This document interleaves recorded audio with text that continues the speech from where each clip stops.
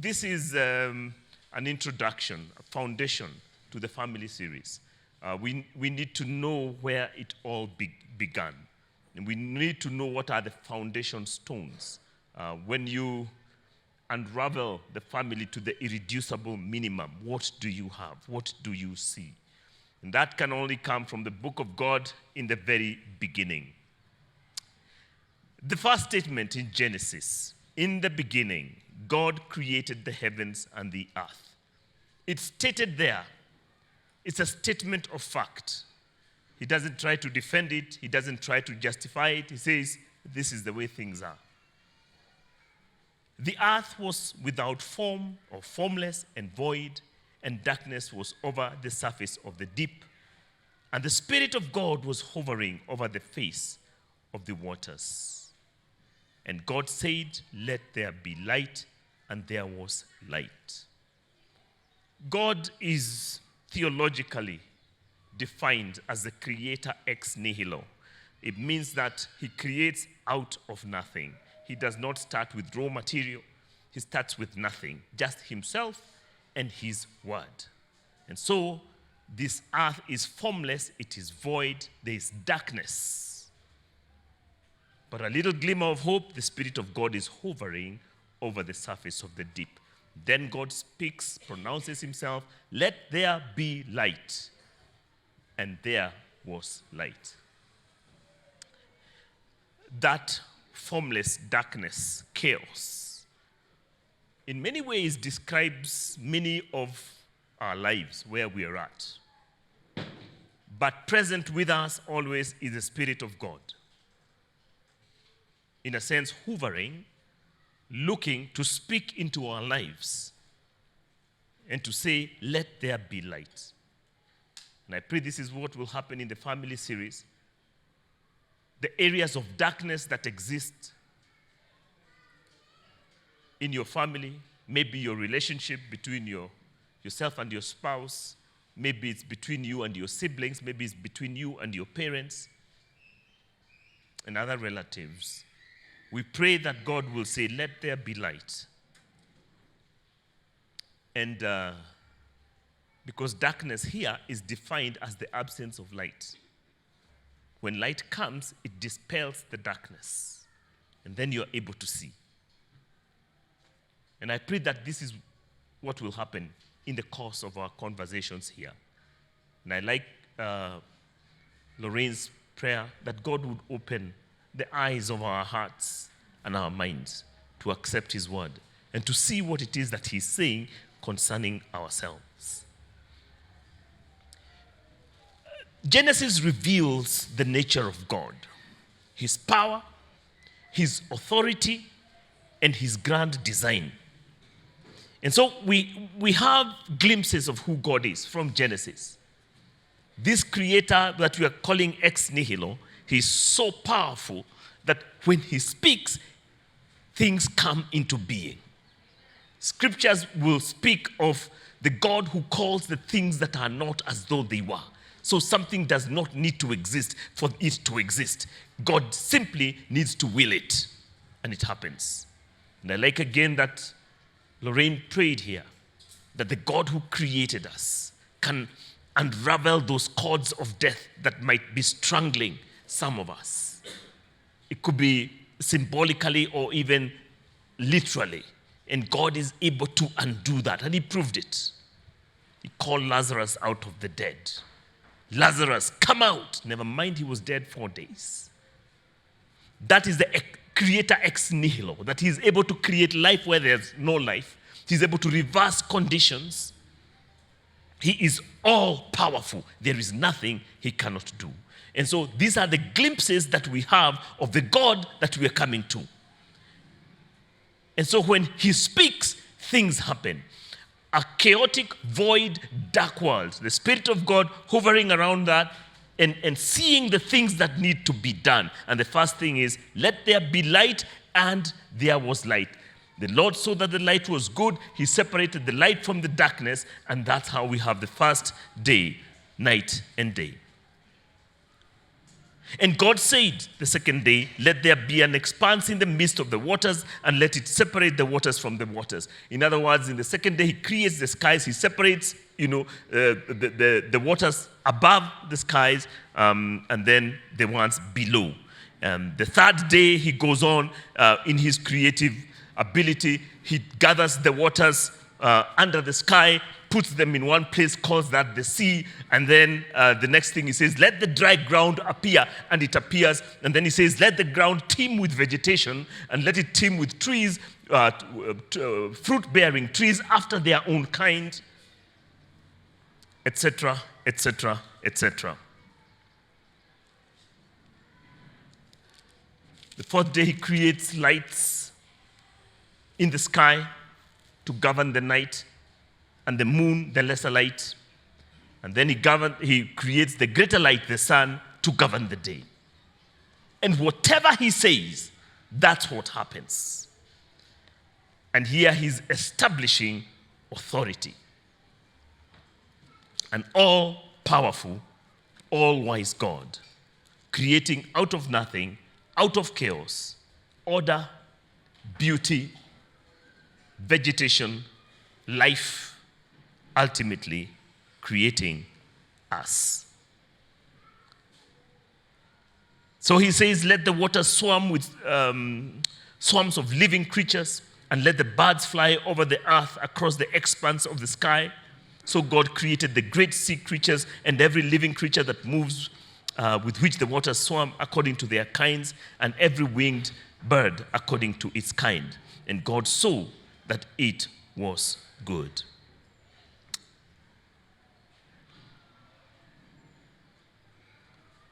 The other day he says, let the earth bring forth living creatures according to their kinds, livestock, creeping things, beasts of the earth according to their kinds. And it was so. All this time, man has not appeared. And then, at the end of the sixth day, then God said, let us make man in our image, after our likeness, and let them have dominion over the fish of the sea, and over the birds of the heavens, and over the livestock, and over all the earth, and over every creeping thing that creeps on the earth. And so God created man in his own image. In the image of God, he created him. Male and female, he created them.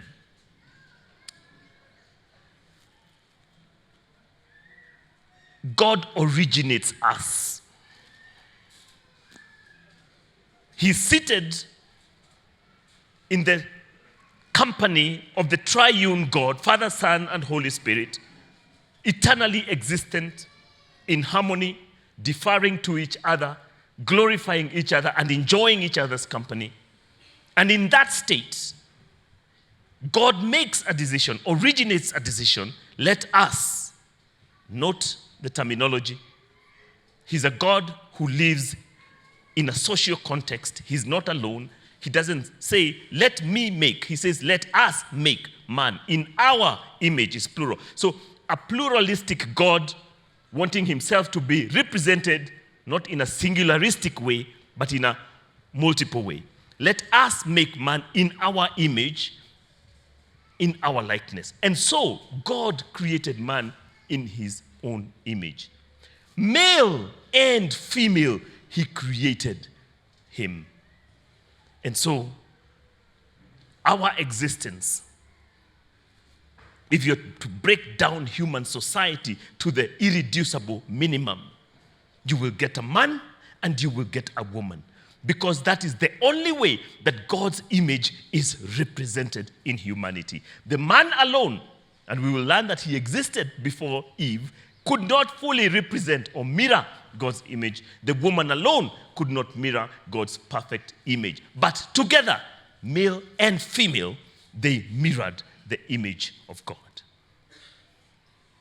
And so at the very core of human society is a gender distinction of male and female as the full representation of God's image. You cannot wish any of them away. And those are the basic building blocks of the human family as designed by the Creator. Clearly stated, cannot be contradicted, because that's how God ordained it from the beginning. Not only does he originate humanity as male and female, he also defines the purpose for which he created male and female. What does he say? Let us make man in our image, after our likeness, and let them have dominion. So to be human is to have dominion. Why? Because you represent God's image. God is the creator. He has dominion over all his creation. He delegates his dominion or his authority to the creature that looks like him,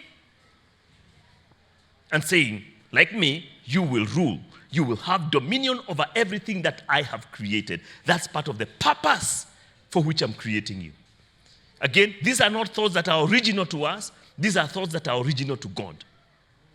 So he's the creator. He decides why he's creating us, and he defines it clearly so that we may not be confused. Together with the creation mandate, male and female, he says this, and God blessed them. And the definition of blessing here has nothing to do with what we've made it. There are no material things that are going to be mentioned. There is no wealth. There is no career. Nothing like that. Blessings, according to God, of the gender, the multiple gender that will represent him, reads like this. Be fruitful and multiply. Fill the earth and subdue it, and have dominion over the fish of the sea, over the birds of the heavens, over every living thing that moves on the earth. That's what blessings look like from my point of view. In other words, part of my purpose of creating you is to have dominion. How do you have dominion? I will make you fruitful. That is conception.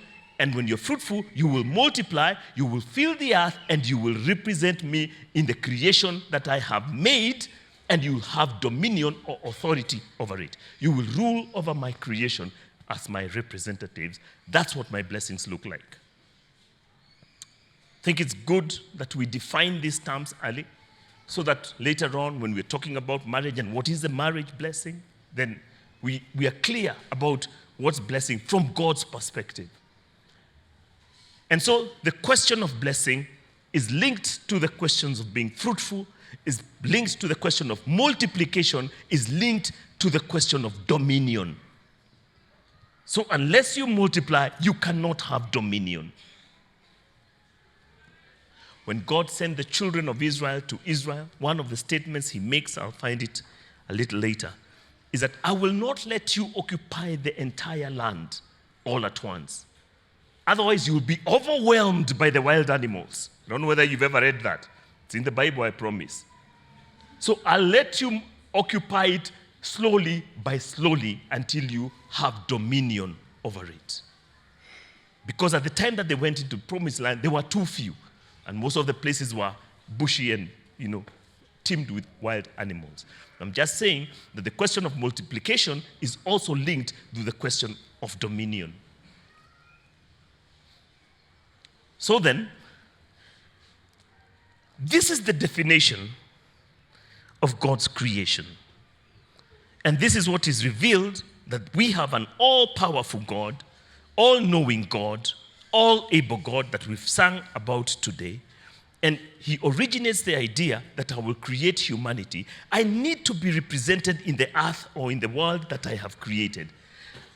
He creates all these other animals and all other creatures. But the pinnacle of his creation, he decides, I want to see myself mirrored in my creation. And the only creature that is able to do that is called man. The word man, incidentally, here is used as Adam or Adam. It comes from the Hebrew word Adamah. Adamah is earth or soil. It also means red or light brown in the Hebrew. Okay? So Adam is a derivative of Adamah. And Adamah is actually the raw material from which Adam is created. So in a sense, Adam actually means a creature of the soil or a son of the soil. Adam is derived from Adamah. Another word that is closely linked with Adam is dam. Dam, for the Swahili speakers, is the same as damu. So dam in the Hebrew means blood. Okay? And of course, we know it's also red. So that's why part of it is also, the meaning of dam is also red or light brown. And so this creature of the earth is Adam, created from the soil, Adamah, and we'll see a little bit of that and what it means. And this is what God creates. But Adam is just a shell, okay? That's a creature of the soil. So he molds him out of the soil.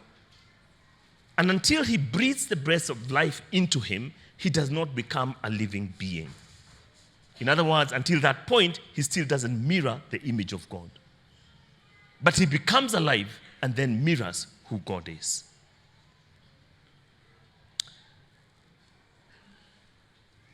This is the definition of what God has done.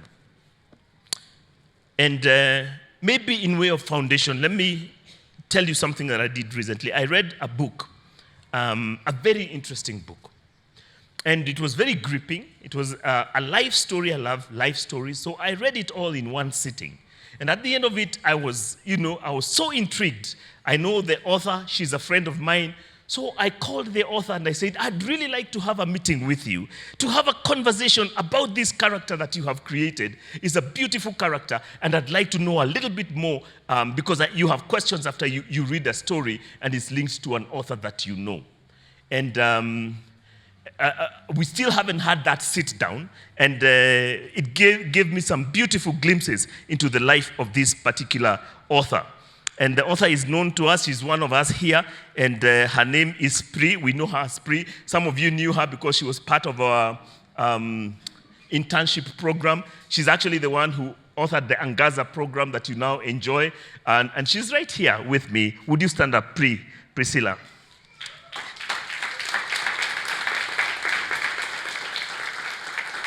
And yes, she's as beautiful as she's intelligent. And for the young men, she's already spoken for. Mumechelewa kidogo. In fact, there is a deposit by the young man guaranteeing the things to come. So thank you. And that conversation between myself and Pri is still pending. In fact, I told Pri, I'd like to talk to you about Zakia. I have a few questions that I'd like. Please sit.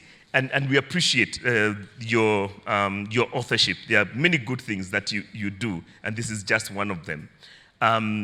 But supposing, for argument's sake, in that conversation between myself and the author of Zakia, Priscilla comes and she's excited to talk about Zakia, but the first thing I tell her during our meeting is, by the way, I thought up a few things about Zakia, and I hope you don't mind. But one of the things that I did as I read Zakia, I thought Zakia is not a very common name. So I decided to change the name Zakia to Zakayo because we are more familiar with the name Zakayo. And apart from that, as I went through Zakia, I don't particularly like happy endings, okay? And so I changed Zakayo into a crook at the end, and he steals a car and is shot by police. I just think it's a more realistic ending than the one that you have put. And because of my great contribution to your work, I appended my name after yours, Priscilla Mugo and Charles Nganga. I just think it might sell, How do you think that conversation would go? She would be furious. In fact, the words to come out of her mouth is, how dare you? How dare you infringe on my work? Who gave you permission to change, number one, my title, and you have no authority to tamper with my content. This is my original work. It tells my story, not your story. So how would you even conceive that we can have a conversation about this happening. And we know that there are laws that protect what? Copyright, intellectual property. And you know what those laws are supposed to do? They're supposed to protect the creator of the content so that they are able to enjoy their creation for as long as they live. Those are the intellectual property rights laws. And every country has an act. And it prohibits people from infringing on copyright, from infringing on trademarks, from infringing on inventions, mostly for the entire lifetime of the creator, so that the creator can benefit from their efforts and from their work. And we have no authority to get in there and do our own changes because we think it's more creative. It's not our work. We don't have that permission. And we understand that, even at a human level. In academic works, when you present your thesis or whatever it is that you're doing or your work, you cannot quote a source without citing it and giving authority or giving credit to the author. So if I take some material and it seems so impressive and it fits into my work, I cannot incorporate it and then hand over the paper or the work as though it were my own. It's called plagiarism. I'm stealing somebody else's idea and making it my own. So those things we understand. And this is important because we have here on authority the account of creation from the creator, the owner of the content, whose idea it is to originate humanity and to define how the human race should be governed, should exist, and what is the purpose of their existence. And he writes this in great detail. And he says, we were once seated as a triune God, and we made a decision to originate humanity. And after we had done this, we gave humanity purpose and we gave humanity direction. We gave humanity dominion and we blessed them. So every time we make an attempt to rewrite the story, every time we make an attempt to originate an alternative creation theory and call it evolution, we infringe on God's copyright. We are violating his intellectual property. We are saying, this is not really yours, God. You didn't create us. Actually, let's tell you where we came from. One day there was a big bang, and it was really big. Like a really big bang, God. You should have been there. You know? It was so big that it created some amoebic soup somewhere that began to, just do things. And you know what? That's how the world came into being.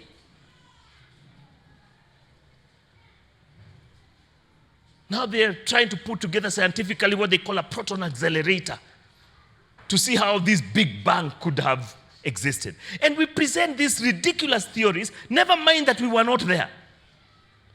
In fact, we say it happened billions of years ago. It's ridiculous.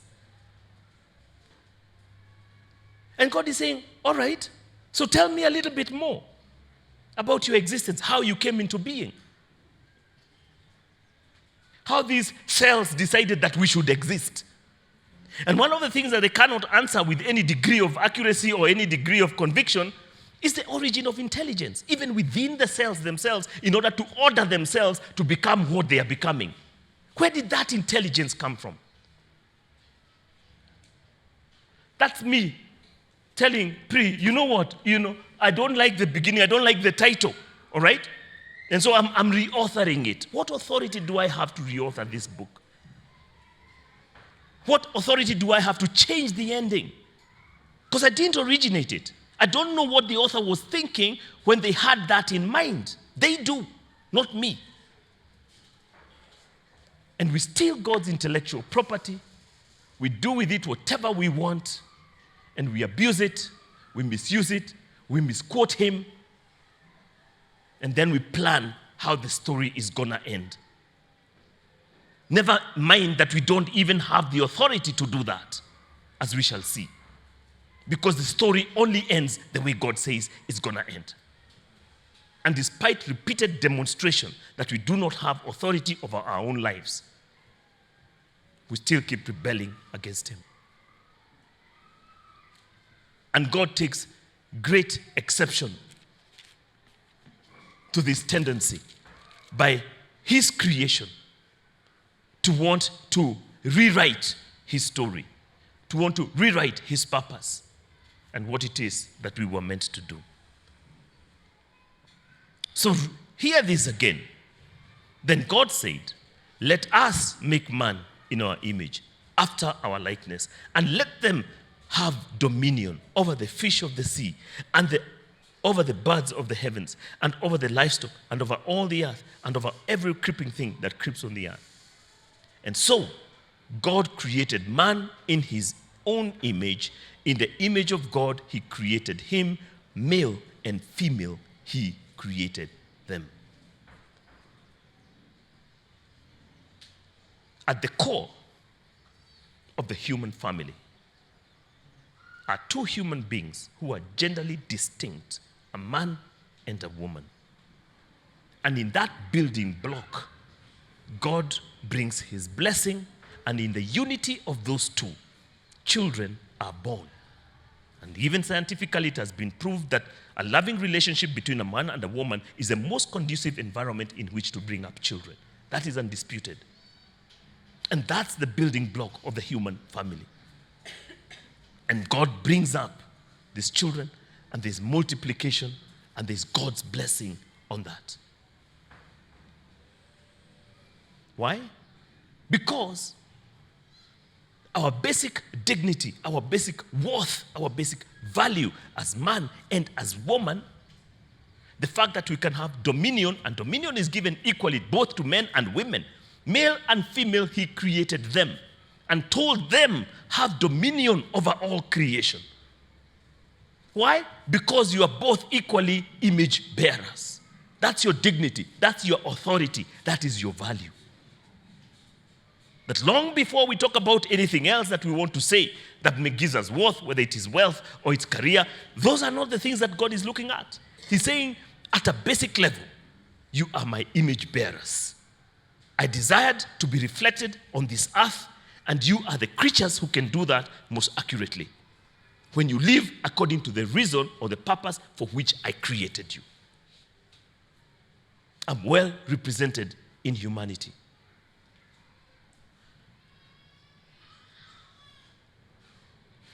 Now you can imagine the shocker that God gets every time when he looks at you and looks at me. What is the expectation that you have when you stand before the mirror and you look at the image that is on the other side? What is your minimum expectation when you stand before a mirror? You might not articulate it, but your basic and most necessary intention is that at a minimum, that mirror will reflect back your image. That's the only thing that you ask the mirror to do. Because the mirror has nothing original to itself. Its only work is to reflect you. And the more accurately it can reflect you back, the better the mirror. Woe to you on the day that you stand before your mirror and you make a smile and the image frowns back at you. Woe unto you on the day that you stand before the mirror and you don't like what you see and you move away from the mirror and the image is still there. What would you think of that mirror? We were talking about it with the pastor. They said you would flee from that house, you would leave everything. In fact, you would burn the house down. Because it's ridiculous. A mirror has nothing original to itself. Its work is to reflect back the object of the one who put it there. And this was God's only desire. God is spirit, all right? And so he desired to be reflected in actual physical form. And he creates us as that mirror that should reflect him back. But everything he does, everything he thinks, whatever he would like to do, he won't do himself. He will see himself. You do it for him. That's his desire. That's what the image is supposed to do. Whatever God would do. You remember a statement that Jesus made? That the things that I do, it's not me who is doing them. It is the Father working through me. The words I speak are not my words. They are the Father speaking through me. The works I do is the Father doing his work through me. I am the mirror image of my Father. The activity that I have is prompted from above. And whatever God would like done, I am implementing that. When we say, I'm the hands and the feet of Jesus, you're literally saying that if Christ was here, he would go to those who are mourning, he would go and comfort those who are in distress, he would encourage, he would uplift, he would say the kingdom of God is at hand. So in that sense, I am being an image bearer. That's what it means. That's the responsibility of bearing the image of God. That because you exist, God never has to show up. And whatever that God would do, you're actually doing it on his behalf.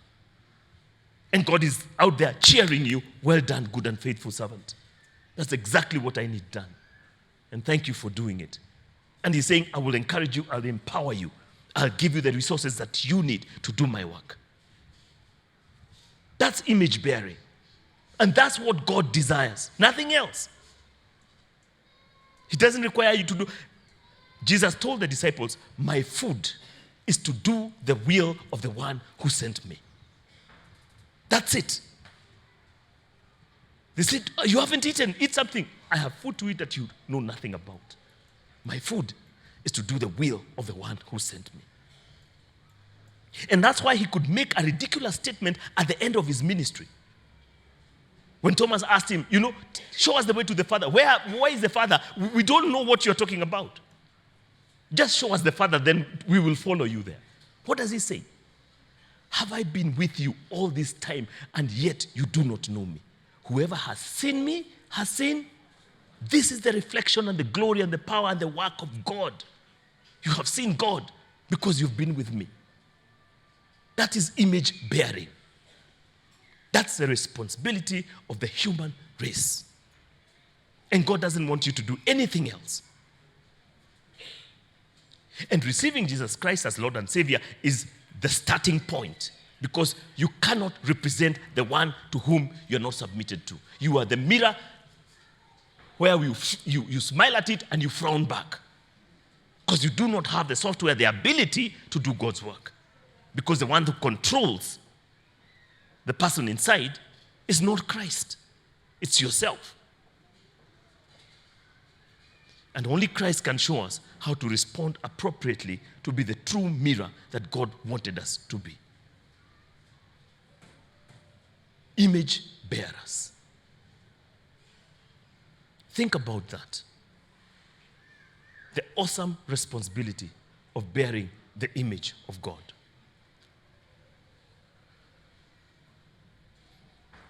So in all areas of life, this cuts across, whether you're single, you're married, whatever your status, it doesn't matter. Your one responsibility is to be an image bearer and to do the works of God and to do the will of God and to hear the voice of God and be guided by God and be submitted to God. So we are not to be the ones who offer alternative theories about where we came from, about the purpose of existence, theories about what is the value of humanity and what is not the value of humanity. Why? Because God created us in his image. And bearing his image means that we do what God would be doing if he was in our place. We speak the words of God. We do the acts of God. And so on and so forth. So God created man in his own image. In the image of God, he created him. Male and female, he created them. We do not have the right to redefine what a family is. That prerogative is with the creator of the content, the one who authored humanity.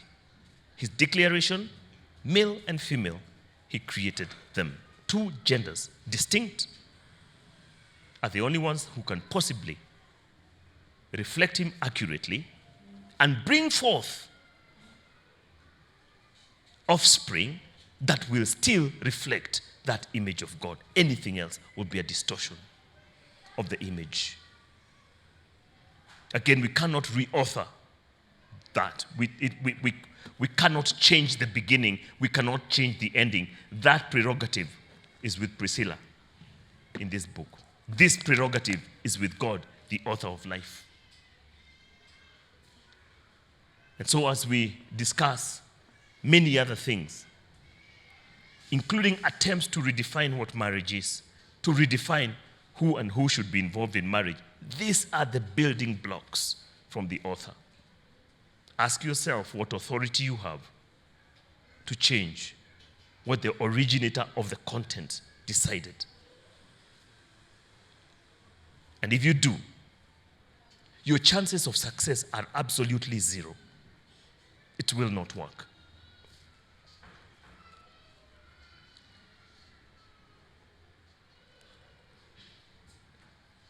And God blessed them as male and female. That's where the blessing of God comes. And God said to them, be fruitful, multiply, fill the earth, subdue it.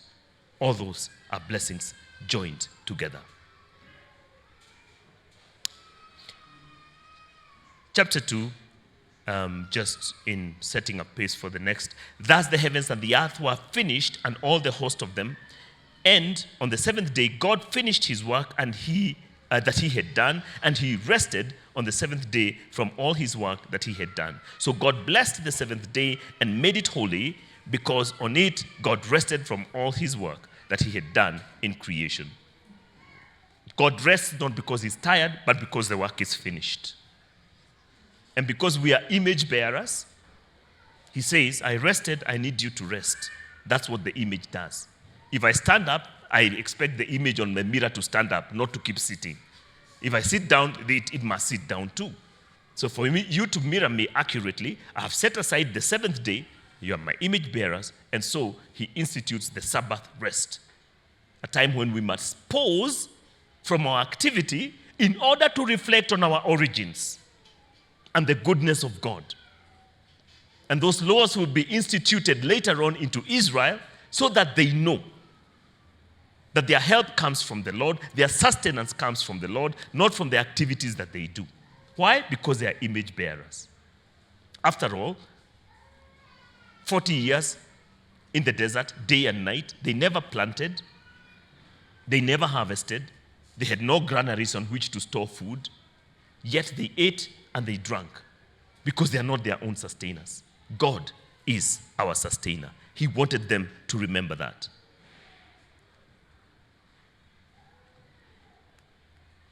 So these are the generations of the heavens and the earth when they were created in the day that the Lord God made the earth and the heavens, when no bush or field was yet in the land, and no small plant of the field had yet sprung up, for the Lord had not caused it to rain on the land, and there was no man to work the ground, and a mist was going up from the land and was watering the whole face of the earth.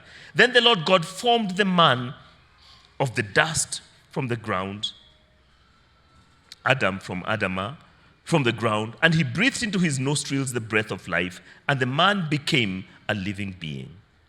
And the Lord God planted a garden in Eden. Imagine that. How lovely that garden must have been to have been planted by God in the east. And there he put the man whom he had formed.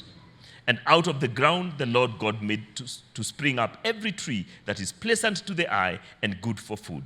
The tree of life was in the midst of the garden, and the tree of the knowledge of good and evil. Just a theological point to note there, that one of the reasons that Eden had not been prepared is because God had not formed the man to work the ground. And this goes back to the dignity of work, because it existed before the curse. A lot of people think that work is part of the curse. It is not. Work is blessed by God. In fact, he establishes the work of our hands. And God himself had been working for those 6 days until the day that he rested. And so part of how God blesses us is through work. So work is not cast. It's part of the blessings of God. And when he plants a garden in Eden, he then will bring the man to tend the garden and to work it or to take care of it. And gives him a stewardship role. Again, he's stewarding God's resources on God's behalf. And he puts him there in Eden. And God makes the garden itself beautiful. Did you see how he causes trees, all kinds of trees to spring up that are good, pleasant to the eye, but also good for food? So taking care of practical needs like eating, sustenance, God is our sustainer, first and foremost, primarily. Only secondarily do we sustain ourselves. But God is our sustainer. But apart from that, he wants us to be in aesthetically beautiful surroundings. And so again, the idea of beauty and aesthetics is not original to mankind. God puts man in an environment that is pleasant, that is beautiful, and that is good. So that the environmental mandate, the mandate to take care of the environment, is a divine mandate that is rooted in creation. And this should speak to us, especially people like us in our country where we tend to trash our environment. We cut down trees and we change, weather patterns just by being totally irresponsible in the way that we manage the resources that God has bequeathed to us. This is not image bearing. This is rebellion against the image of God. Because the Edenic kind of environment is what God had bequeathed to us and put us there to take responsibility for it. So every time we trash our environment, God takes great offense in that kind of thing. And he's saying, this is not image bearing. I created you. I expected you to be responsible. These things that have sprouted from everywhere have caused to grow. And now, instead of taking care of them, you're cutting down trees, you're burning down your environment. You cannot harness what it is that I have created. And God takes great offense. Our inability, despite the wastage of billions of shillings from our counties, to even do basic infrastructure around our townships. The other day it was raining heavily and I was walking up in Ruaka, and there's barely any distance. There's nowhere to walk apart from the road. When you step out of the road, there's a trench and there's water gushing everywhere. That's basic infrastructure. There should be nice walkways for people and those who are riding bicycles in a place that is as populated as this. Yet our counties will squander millions of shillings without accountability, and they will not put basic infrastructure. Garbage collection has become something of a proverb in this country. You wonder why. That is irresponsibility. And for those of you who have, visited other countries, you know that this is not the way. There is a much better way to live than the way we live here. In some of those countries, you can't help but think about their history. Many of them were founded on strong Christian principles, people who knew what it is to be an image bearer and giving dignity to to God's creation and God's people and the population. Because people have inherent dignity in them because they bear the image of God, whether they acknowledge it or not. And there are basic things that we must have in place. And these are places where us believers, as Christians, we need to change our mindsets. And yes, you might not be a county official and you might not be responsible for the entire county, but at least you are responsible for your home. We here are responsible for our church, and we try to keep it clean. You are responsible for the environment where you find yourself in. It's only in countries like ours where we will cash up for 3 days, mfululizo. And then after that, you drink your water and then you throw away the bottle. Who is going to pick it for you? And we trash our environment. And God is saying that is not image bearing. I expect responsibility for the creation that I have bequeathed to you, that you may look after it. The word here is that he may work it and tend it, nurture it as a steward in a responsible way. So consider this, the responsibility that God has given us as image bearers. First of all, to honor the story, to honor the author, to honor the manual that he has given us for our modus operandi. Why did I create you? Why do you exist? What is your mandate? And what is your purpose? He says it's image bearing. You and I don't have the authority to change that story. We are not the authors. The content creator, the originator of who we are, has that authority. And he has pronounced himself clearly. Let's not try to redefine that. Let's not steal the copyright, the intellectual property of that creator. And let's ask ourselves, what does image bearing mean for me? Where I am in relating to my brother, to my sister, to my siblings, to my children, to my fellow disciples, to my fellow Christians, and even to the non-believers, because they are equally image bearers. It's just that they have not acknowledged it. Think about those things. The Lord bless you, the Lord keep you, the Lord make his face shine upon you.